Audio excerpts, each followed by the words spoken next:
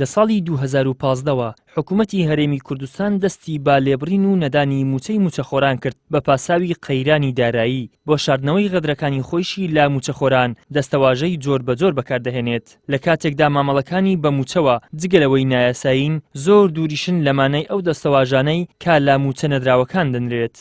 لە نوێترین چەواشەکاریدا کابینەی نوێمی حکوومەتی هەرێم لێبڕینی موچەی فەرمانبەرانی ناو ناوەتەمیل و ناڕازیە موچەخۆران پێنەدانی بەشێکی زۆر لە موچەکانیان بە لێبڕین ناو ببن. دیسان دەڵێن باناڵێن لێبڕین، ئێمە دەڵێن بە پێی داهاتی حکوومەت تەمویل دەکرێت، وەزارەتی دارایی تەمویلەکات، تەمویلی پێدانی موچاکات. ئابووریناسێکیش دەڵێت لە فەرهەنگی ئابووریدا شتێک بە ناوی پاشەکەوت و لێبڕینەوە نییە.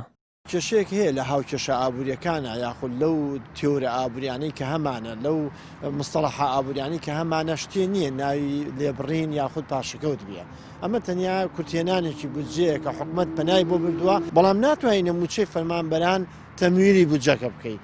تەنیا وشەیەک ئەمێنێتەوە کە ناوی لێبنی لێبڕین یاخود ناوی لێبنی پاشەکەوت. تەنیا پاشەکەوتەکەش گرفتی هەیە لە بەرەوەی تۆ بانقێکی نییە کە پاشەکەوتی فەرمانبەرانی هەمووی بە ڕەقەم و هەروە بە چەشێک کە درابێ بە فەرمانبەرەکە بڵێ تۆ ئەوە لای حکوومەتە کەی ئەدرێتەوە چۆن ئەدرێتەوە باشە کە تۆ چاکسازیەکەی لەم بوارە بەڵام لەم بوارەشە مافی فەرمانبەریە ئەخۆیت و بڕینی موچەکەی لەکەی ئەمە جۆرە تەناقوزێکە هاودژێکە پێویستی بە چاسەکردن هەیە. بەداخەوە ئەوانەی لە وەزارەتی دارایی کارەکەن بە تایبەتی ئەوانەی شارەزا و خەڵکی پلە باڵا پۆستە بەرزەکانن دیارە توانای ئەوەیان نییە بتوانن ئەم حکوومەتە لەگەڵ بەرزبوونەوەی نرخی نەوت و هەروە لەگەڵ ئەو چاکسازیانی کە لەم دوایە بەخۆیەوە بینی و هەروە لەگەڵ کرانەوەی بازارەکانە دوای دۆزینەوەی فاکسین و جموجۆڵێکی بازار دروست بووتەوە بتوان تەمویلی بودجەکان بکەن. ئەندامێکی پەرلەمانی کوردستانیش دەڵێت ئێمە کێشەمان لەگەڵ ناو و ڕۆتین نییە بەڵکو پێنەدانی موچە کارێکی نایاساییە. ئێمە کێشەمان لەگەڵ ناوەڕۆکە ناوەڕۆکی بابەتەکانە بەڕاستی ئێستا هەتا بڵێ خەڵکی هاوڵاتیانی وسان لە قەیراندان بۆیە ئەم پاساوە بێبنەمایانێکەوە بەداخەوە حکوومەتی هەرێم دەیهێنێتەوە بە ناوی تەمویل بە ناوی پاشەکەوت بە ناوی هەر شتێک کەوان بۆ خۆیان پێیان گونجاو بێ.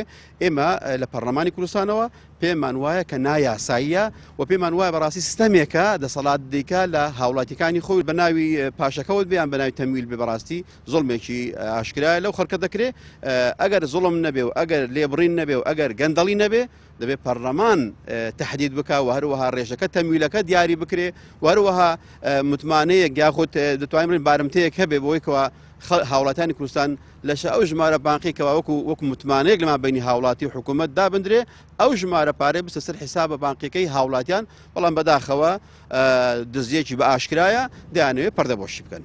کابینەی هەشتەمی حکوومەتی هەرێمی کوردستان بە ناوی قەیرانی داراییەوە سیستەمی پاشەکەوتی موچەی داهێنا بەبێ ئەوەی هیچ موچەیەک بە پاشەکەوت کراوی هەبێت. لە ساڵی 2015ەوە حکوومەتی هەرێم 10 موچەی تەواوی موچەخۆرانی نەداوە و 34 موچەشی بە پاشەکەوت کراوی و 4 موچەشی بە لێبڕینەوە داوە. بەوەش زیاتر لە 15 تریلیۆن دیناری موچەخۆران قەرزدارە. ئیدریس محەممەد، کەناڵی ئاسمانی پەیام، هەولێر.